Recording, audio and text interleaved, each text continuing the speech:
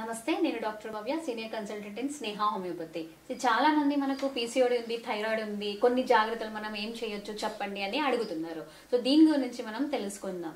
First of all మనకు thyroid ఉంది, PCOD ఉంది అంటే కనుక మనము కొన్ని రెగ్యులర్ ఎక్సర్సైజెస్ లేదంటే యోగా అనేది పెట్టుకోవాలి.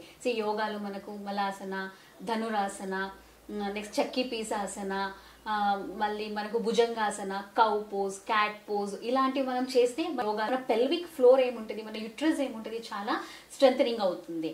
ఇప్పుడు మనకు ఇన్ఫర్టిలిటీ ఇష్యూ ఉంటుంది మిడిల్ ఏజ్ వాళ్ళకి, మళ్ళీ మనకు మిడిల్ ఏజ్ వాళ్ళకైతే irregular periods, even for middle age వాళ్ళకు కూడా ఇన్ఫర్టిలిటీ ప్లస్ ఇర్రెగ్యులర్ పీరియడ్స్ ఉంటుంది. ఓకే, సో ఇవి అన్నింటిని మనం మేనేజ్ చేయాలంటే కంపల్సరీ మెడిసిన్సే కాక కొన్ని మన హెల్త్కి ఇంపార్టెంట్ అయినంటే ఇలాంటివి ఆసనాలు చేసుకోవాలి. దీంతో పాటు డయటరీ అంటే మనకు కెఫిన్స్, ఆల్కహాల్స్ అవాయిడ్ చేయాలి.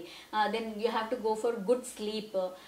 దెన్ మనకు కొన్ని డయట్స్ అనేది మనకు డ్రై ఫ్రూట్స్ అంటే లైక్ సెలీనియం ఎక్కువ ఉన్నది, బ్రెజిల్ నట్స్, సన్ఫ్లవర్ సీడ్స్ తీసుకోండి. ఒమేగా 3 ఫ్యాటీ యాసిడ్ ఎక్కువ ఉన్నది.